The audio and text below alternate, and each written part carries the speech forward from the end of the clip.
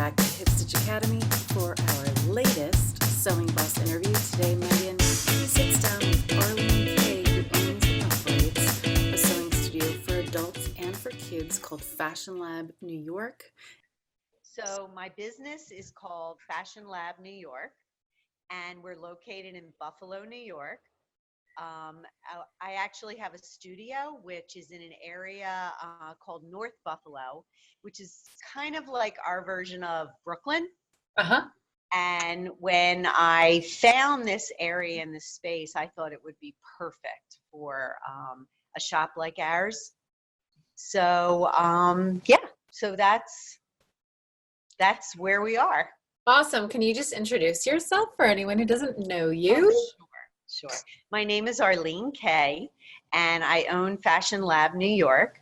I started it in 2016. I launched the business in 2016 as an LLC. And I've been in several different locations. You know, I started the business out really just pushing into community education programs. And then I started offering, I started creating the different programs, and my focus was primarily on children. And we are a fashion, design, and sewing studio. Okay, so it's been about 3+ years that you've been in business, I guess, right? Yeah. And you've been in the location that you're at now for how long, Arlene? We moved into this location November a year ago. Okay, so it's only been about a year. It's only been a year. Yeah. Okay. No, that's great. And so you said primarily kids stuff. So right now, do you teach kids classes and adult classes, or just kids classes, or what is your most of your classes? So when I launched the business, the premise behind the business was to inspire and influence the next generation of sewers and designers. Yeah. And when I opened this location, I had a lot of parents and a lot of people in the area coming in, adults, asking me if we offered adult classes. So I thought, well, there seems to be an appetite for this.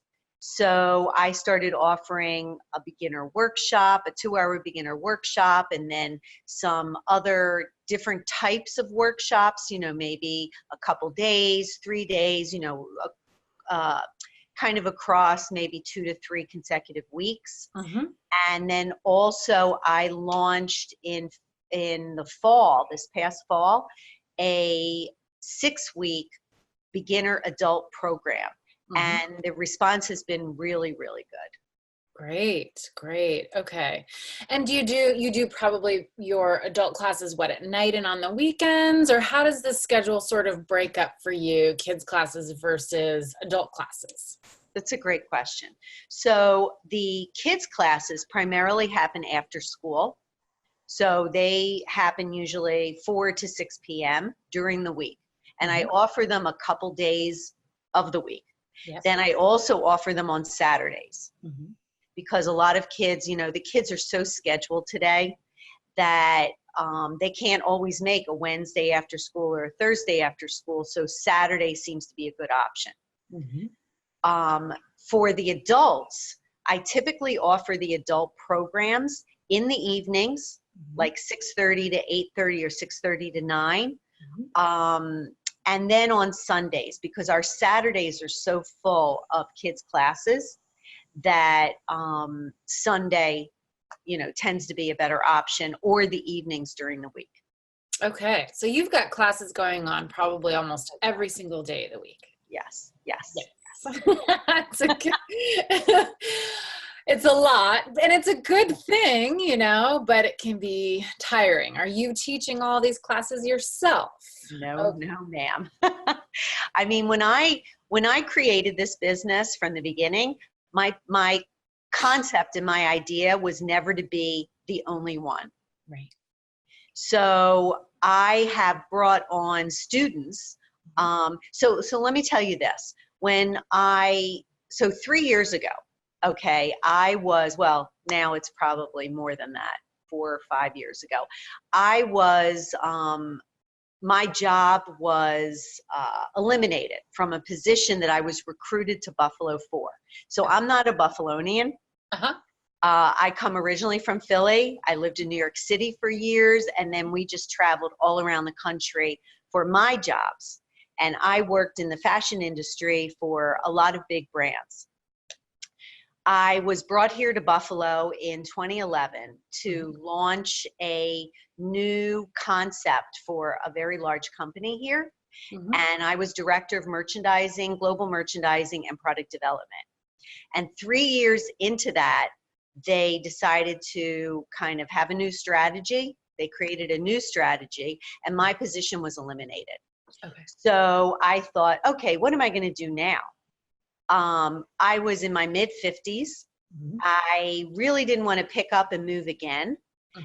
And, you know, so my story is kind of twofold. One is, you know, what brought me to starting a business like this, and I guess my passion for a business like this. Right. And so at that point, I started teaching at the local college, which is a SUNY school, and they have fashion merchandising and design. Okay. And so I was teaching college level students, but thinking about a business like this. And I realized that we had 3 colleges in the area that taught fashion design, some form of fashion design and technology and merchandising. And then there's also a high school here who has an amazing program. It's a BOCES program, which is at a school called Harkness Center. And they teach juniors and seniors in high school. They prepare them for their college entry, I guess, if you will, or path to fashion design. Wow. Okay. And I got involved with them as well at that point. So I was teaching at Buff State. I was involved with the BOCES program. And I realized that there was nothing in front of it. So you've got college level kids going to school for fashion, and a lot of them are coming from Western New York.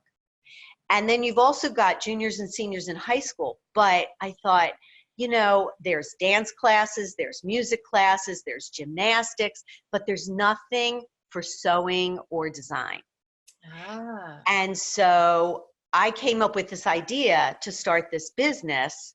And like I said, I started it out, you know, very granular, you know, with the, through the community eds. And then I said, well, let me start a program here or a program there to create something for kids. And so now going back to what I was talking about, which was instructors, I reach out to the local college for college level students that are, you know, proficient in sewing. They know how to design. They have the passion for it.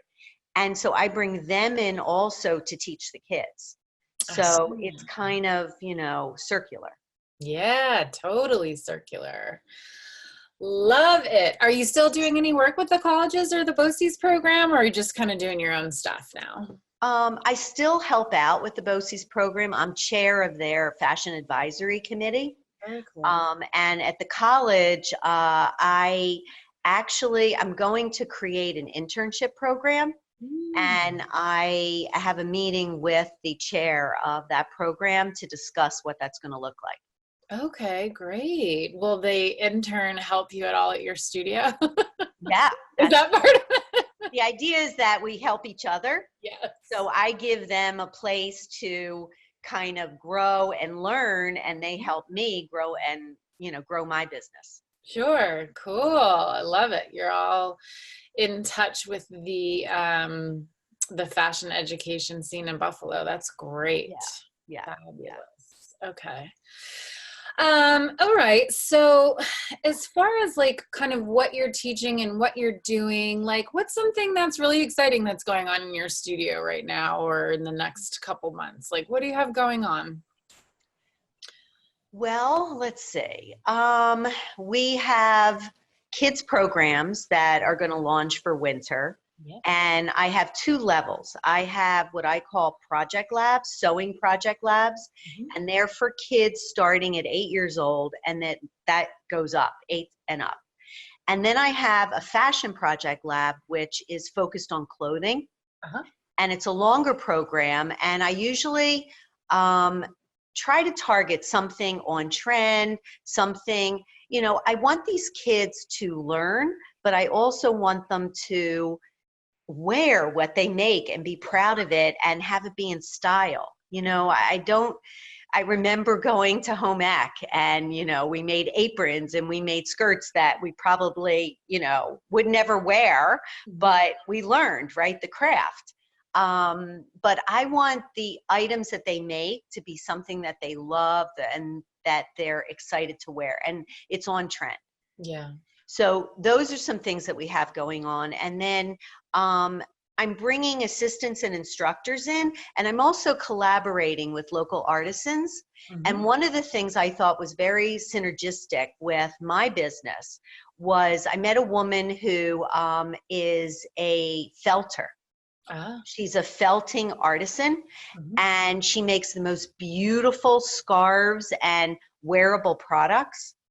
And so she's going to come in, and I have workshops that are going to be running through winter, through January, February, and March. And she's going to come in and teach the workshops. And they're going to be 2-hour workshops and also 6-hour workshops. For both kids and adults? For kids and adults, yeah. Awesome, great. Yeah.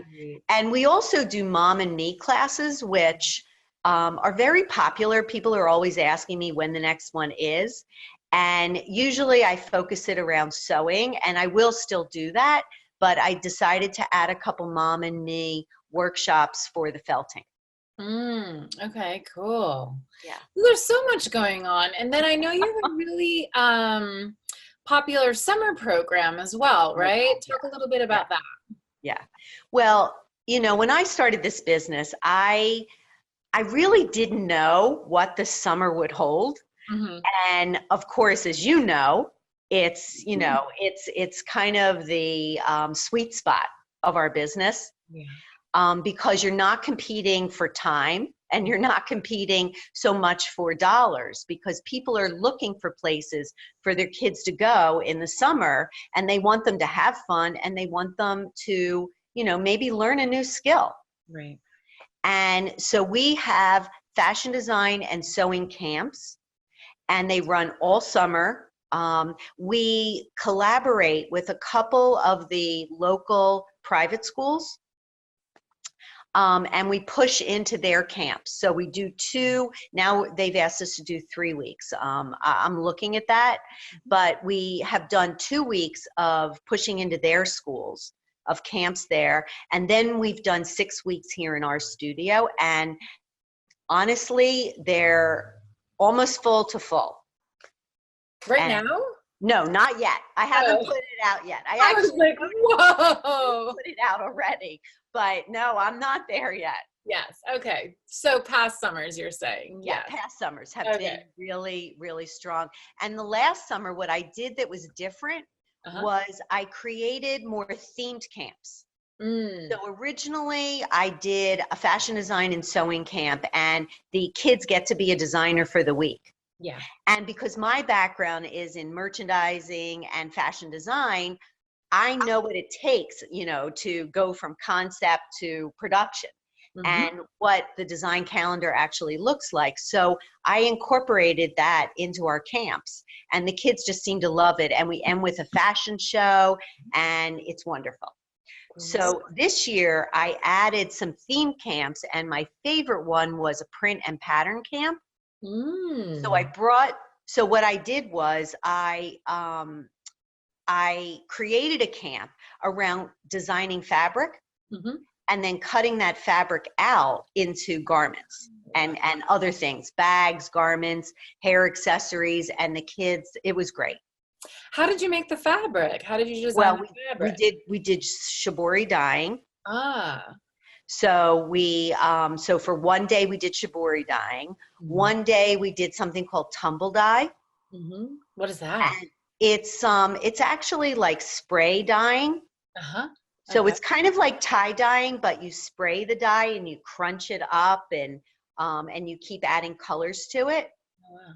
And so the kids just loved it. So, that we used muslin, we used, what did we use? I had, what do you call it? I had pillowcases, I had tea towels, and the kids did different types of dyeing. And then we made it into, once it dried, we made it into products. We had them sew, we taught them how to sew if they didn't know, and then they sewed it into products. And then we had a fashion show at the end of the week as well. Very So nice. it was pretty packed, but it was great. That's so great. And you were doing that right in your studio. You had the Yes. space to do that, and it wasn't too Yeah. messy. You kind of were No, able to, yeah. no. When I took the studio, I put a sink in. I put an industrial sink in. Okay. And we also have a back where it's a parking lot. It's pretty empty during the day. So we did most of the dyeing out there. Oh, great. So you do have an outdoor space. Yeah, that Yeah. makes a lot of sense. Yeah. Cool. Very nice. You think you'll do that one again for the summer? Oh, for sure. Yeah. For sure. Great. Yes. One question for you about summer camp. It's something that I've noticed going on where we are is there's a lot more competition for camps. I feel like a lot more people are doing summer camps. Are you feeling that where you are? Or do you feel like it hasn't really affected your business at all? Well, I guess, in terms of just camp overall, there are lots of camps. Yeah. I think it helps us to collaborate with these two schools because they have kind of two of the most popular camps in Buffalo. Okay. And they draw a lot of kids. So I get kids coming through there. Sometimes the kids want to then come for another week at our own camp, at our studio. It also helps the business. It helps me to generate or to fill seats for classes during the fall and the winter. So that's kind of a win-win. It's kind of marketing. It's kind of doing the camp. And as far as what we offer in camp, no one else, knock on wood somewhere, is doing within Buffalo is doing what we're doing. Yes. So we have people coming from all the areas of Buffalo. Buffalo kind of separates into north towns, south towns, and then we have Buffalo in the center. And then we also have Rochester to the east. Rochester's about an hour and a half away, so it's a bit of a drive for someone to come for a camp day. But I have inquiries. I do have people that inquire. Okay, well, great. Let's see. So what are some of the things that keep you inspired? How do you decide that you're going to have like a fabric dyeing camp? Or, how do you figure out what's on trend to have in your fashion camps? I mean, is that something that you're just interested in, you keep up with, or what keeps you inspired? I think it's part of my DNA. If I can, when I can, I try to travel. So go to New York City, go shopping, sit in cafes, look at the people. I mean, it's part of who I've always been. And, I'll open a magazine and just flip through the magazine and get ideas there. I'll see something and I'll say, oh, this would be a great idea for a class, or even blow it up into a camp, a week-long camp. I also, I follow a lot of the other ladies, it seems to all be women, who are doing what we do. Not that there probably isn't a guy out there doing it, but I follow a lot of the other businesses on Instagram. So I see what they're doing. So I get inspired by that. And then of course, staying involved with the community here and the colleges, the schools that are offering fashion design to the kids, and seeing, kind of, something that might spark my interest or I think has the legs to be a class or a camp. Okay. All right. So, as far as being an entrepreneur, you had kind of worked in fashion for other companies for a long time, and then you became an entrepreneur in like 2016. Right. What do you, first of all, your favorite part about being an entrepreneur? My favorite part, okay, you're going to laugh. My favorite part of being an entrepreneur is that I get Mondays off, and I don't hate Mondays anymore. Yeah. Sunday nights when I was working for corporations, no lie, Sunday nights I would start to get this like anxious feeling, right? And then Monday, like just getting hit with everything, in the company, what I have to do, what my team has to do. It just felt overwhelming, and I would dread Mondays. I love my Mondays. Mm-hmm. I wake up, I have coffee, I go to the gym, and it's my day off. Yeah. I have added, because I needed to, I added some adult class in the evening. So I did come back in and teach an adult class. But it's having our time, right? We can manage our time the way we want. And at this point in my life, that's really important to me. Mm-hmm. And I've always wanted to have that, but it was never the right time. And I was pretty much committed to working in the corporate world.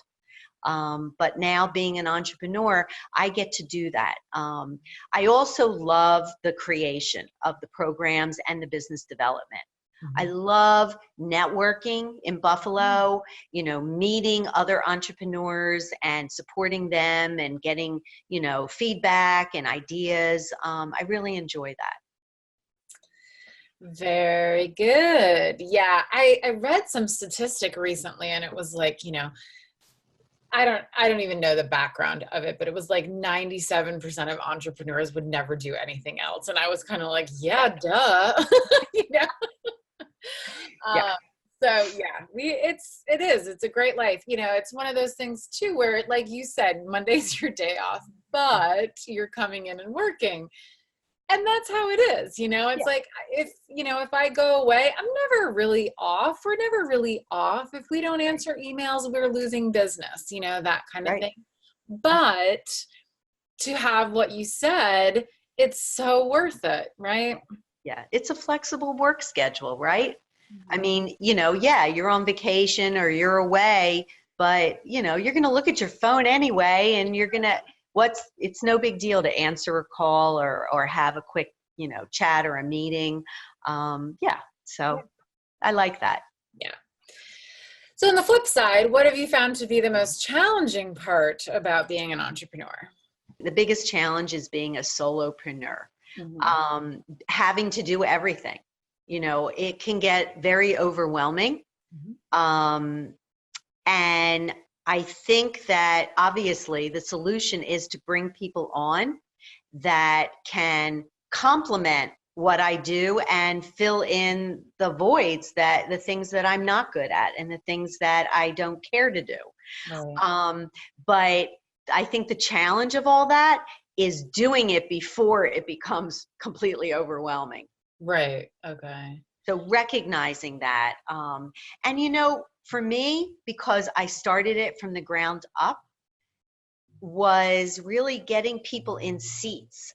I think before I moved here, that was my biggest challenge, was getting kids in the seats. Once people came, they loved it, they came back, but marketing is such a weird thing today.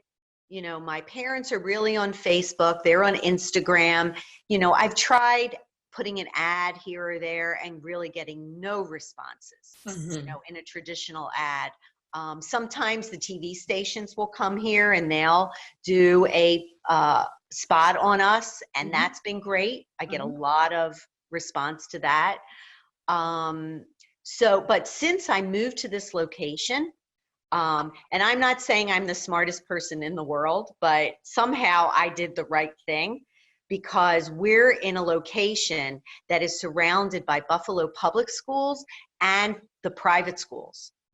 So I'm getting people coming here and requesting or engaging us to push in, do classes in the schools, to have their schools come here, and also just, for kids to attend the program. So that's been good. That's great. So do you feel like, what do you feel like is your kind of number one mode of marketing lately? Just word of mouth? I'd say there's not one. Yeah. I'd say it's really kind of, hitting on a couple things. We have a newsletter that I put out, and we have a pretty decent mailing list. The challenge is getting people to open it. We have like 800 people on our mailing list, but then I see, 150 people opened it. Well, what happened to the other 650? Really? But so it's the mailing list, it's doing the newsletter, Facebook, Instagram, and then the word of mouth. Yeah. Okay. Is there anything in particular that you've learned that would go beyond that? Well, one of the things, and I'm not really talked about this a lot, is we do offer a Groupon. And I was just kind of, I don't know if Groupon is in Buffalo. Is it? It must be, right? Yeah. Yeah, they're everywhere. So yeah, if you're in like a decent sized city, that can be sort of a way to get the word out, but you've got to be so smart about how you do it. So you're not just, spinning your wheels and doing a class and making not very much money unless you've got something to lead them in. And so for us, that's been a really big, for our adult classes. We don't do it for kids classes, but for our adult classes, that's been a pretty good thing. We do a really basic class, and then we sell them on our, more intermediate level 3-week and 6-week classes. So, but email marketing is probably, like you said, the biggest thing. Yeah, for us as well. And I talk a lot about that, in the Hipstitch Academy stuff, because I think so many people aren't doing it, or they see it as this like, really awful chore. And it's like, that's gotta be your thing. It's not like, these are customers. These are people who want to hear from you. And just because you send an email and 3/4 of the people don't open it, it doesn't mean they don't want to hear from you. It means that life is busy and they haven't gotten to it, or somehow it doesn't show up in their primary folder in Gmail or whatever it is. I think by consistently sending them, it's showing people that you've got lots of stuff going on. Here it is, take it or leave it, and I get emails all the time. They're like, oh man, I just opened this email. The class already started. Are you running it again? And that kind of thing. So such an important thing to do on a consistent basis. Do you do a weekly newsletter? Is that how often you do yours? You know what? I'm not great at being consistent. My goal was to do a monthly newsletter and to do e-blasts during the month. But next year, I'll put that on my list again for next year. No, totally. It's hard. It's hard. We have so many things that we have to do. But would you say that when you send an email, you see a boost in class signups? Yeah. Absolutely. Okay. Absolutely. People either start to contact me or they sign up for a class. It's definitely effective. Yeah. And are you able to get onto your email list just from your website? So if someone Googles sewing classes in Buffalo, right? Yeah. And they go to your website, you've got something on your website that allows people to get on that mailing list without you having to like manually put them on, right? Yeah. Good. Another thing, Megan, I have a great partnership with the Girl Scouts of Western New York. Oh, great. And for anybody else that has a business like ours, it's really it's kind of like, I don't want to say it's easy, but I reached out to the head of Girl Scouts of Western New York. I met with them. They kind of had me go to some leader meetings. They encouraged me to go to some leader meetings. So then Girl Scout troops will contact us, you know, on their own. But Uh-huh. then also they put out a program guide of, I mean, it's huge, right? And I don't know if they have that. I'm sure they do. I'm sure they have it in Jersey. But they put out a program guide from the fall through the spring. And they had us do, I think we did, what did we do? Every other month last year. And every single workshop filled. And we were the most expensive workshop in their program guide. Wow. This year, it's been a little odd. We don't know. She said that the response hasn't been, I mean, I know the response hasn't been that great for us, but it hasn't been great overall. So I don't know whether they put too much out this time or the timing isn't right. I don't know what, but generally, it's a great resource. Cool. Because, you know, I mean, the girls, they need to get badges. I have probably 6 badges that we can easily do here, plus so many others. So and you're kind of familiar with the badges because yeah. you went to the leader trainings, and so you know, okay. Well, I also got the badge, some of the badge information. I went through the badges and I looked at the ones that looked like it would be consistent with what we do. And I read through them and I created, you know, not far from what we normally do, but created like 2-hour workshops that the kids can come in and fulfill the badge. Okay. Yeah. And then as far as like your pricing for things like that, does it differ a lot from like maybe a private birthday party at your studio or the cost of your classes? Do you kind of give a break to the Girl Scouts or how does it work for you? Yeah. Yes. Yeah. I give a break to the Girl Scouts. You know, I looked at, I did my homework and I looked at what other people offer within Western New York and also what other people offer outside of New York, outside of this area. And I came up with a pricing that seemed to be fair and consistent. And it's definitely a break from what we do, but you know, it's the volume, right? Because they could come in here with, I had to break apart a Girl Scout troop because there were too many girls. There were, God, what was it? Like 18 girls, and I can't put 18 girls on a sewing machine. Right. So we broke it into 2. Okay. Great. Yeah. Thanks for sharing that with us. Yeah. I mean, is there any last thing that you want to talk a little bit about for, you know, what's been going really well, or can you give a piece of it, like one piece of advice to somebody who's starting out doing this?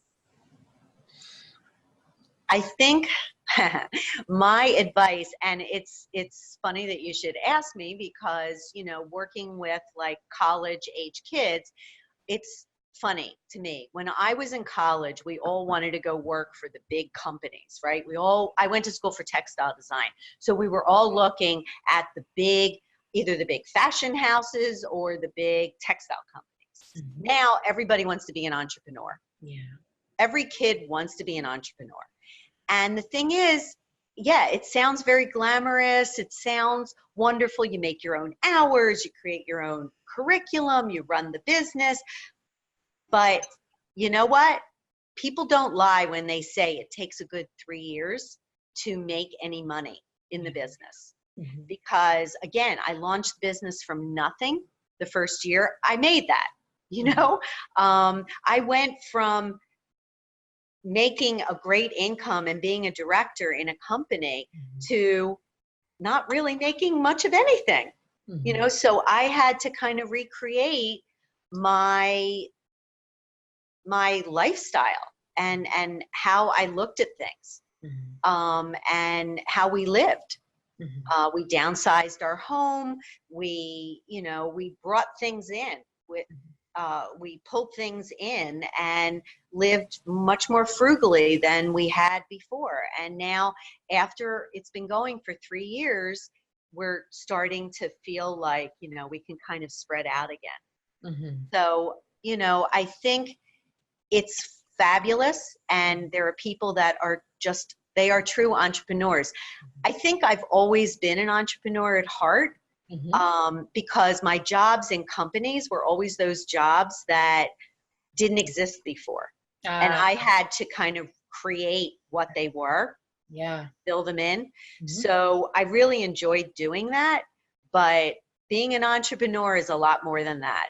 It's you know, it's the business side, it's the creative side, it's the technical side.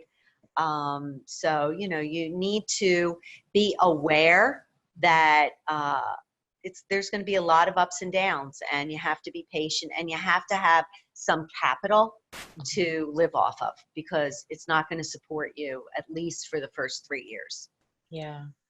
Yeah, that's great advice. I'm glad you mentioned that. It's either, capital, or you've got to probably be doing something else while you're launching this business. That's right. Yeah. That's absolutely right. So, you know, I think one other thing that I would mention as a challenge is kind of the retail side.